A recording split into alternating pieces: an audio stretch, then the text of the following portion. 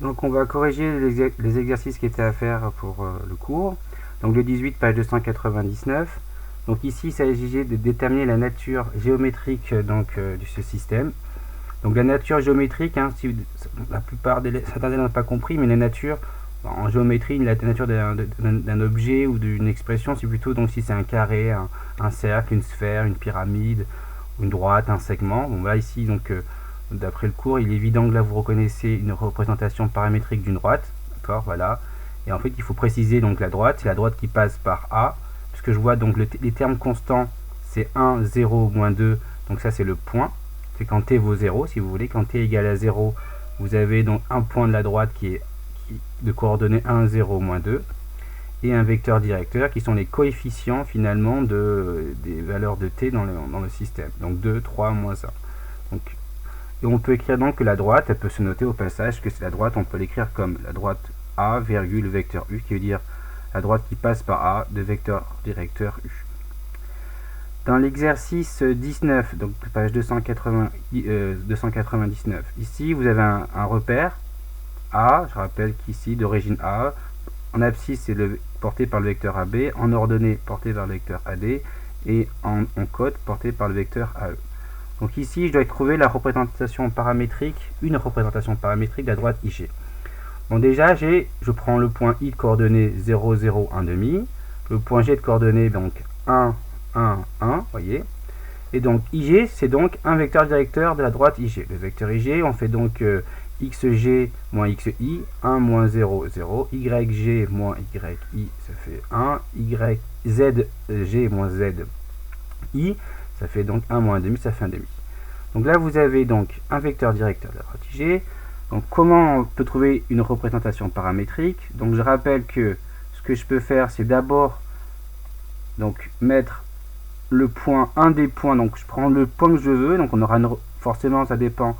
Je rappelle qu'une représentation paramétrique est pas forcément unique, hein, ça dépend du point que vous choisissez et du vecteur directeur que vous choisissez. Donc là, je vais prendre I par exemple comme point. Donc là, je mets les points 0, 0 et ici 1 demi. Et plus, d'accord, je vais, donc ici vous mettez plus comme ça. Et là, vous mettez par exemple le paramètre T. Il faut mettre T ou S par exemple. Et ensuite, je vais mettre les coefficients donc de mon vecteur directeur que j'ai choisi. Donc là, ça va être 1, 1 et là 1 demi. Donc écrit simplement, d'accord, ça va donc être T ici, ici T, et là je vais écrire donc 1 demi plus 1 demi de T. Et bien sûr ici T appartient à R. Donc voici donc une représentation paramétrique de la droite IG. Ici j'avais pris par exemple à la place de I, j'avais pris G, là il y aurait des 1, 1 et 1. Et là j'aurais 1 plus T, 1 plus T, et 1 plus 1 demi de T. Mais ça c'est une autre représentation paramétrique. Maintenant on vous demande question 2, les coordonnées du point K. Donc on voit bien que la droite ici elle va venir couper le plan donc ABC de la face du bas. Et donc en un point K, il faut trouver ses coordonnées. Donc déjà je vais voir à quelles conditions K appartient à IG. K appartient à la droite IG, donc en fait s'il existe un T, tel que justement ses coordonnées, donc X, il faut qu'il soit égal à T, d'après ce qui est écrit ici, là, d'après ce qui est écrit là, Y égale à T, et que Z soit égal à 1 demi de T plus T. Non, pardon, c'est moi qui coupe. Plutôt 1 demi plus 1 demi de T. Donc ça c'est important de comprendre ça, c'est que les x, y, z que je vois là, c'est les mêmes qui sont là, d'accord?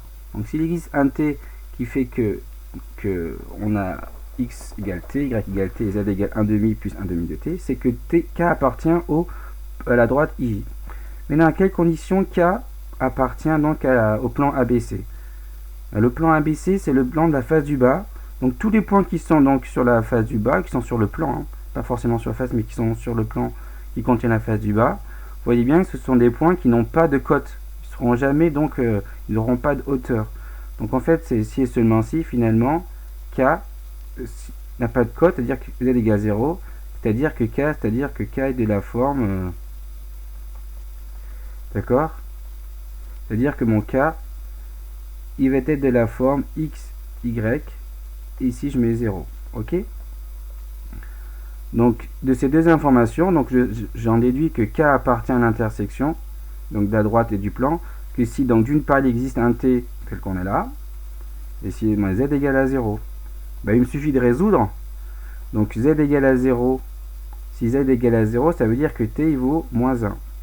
Z égale à 0, c'est-à-dire que T vaut moins 1. Et si T vaut moins 1, c'est que donc X et Y valent moins 1. Au final, bah, donc, le point K, il a pour coordonnées X, Y, Z, c'est-à-dire moins 1, 0. Et c'était tout, la fin de l'exercice.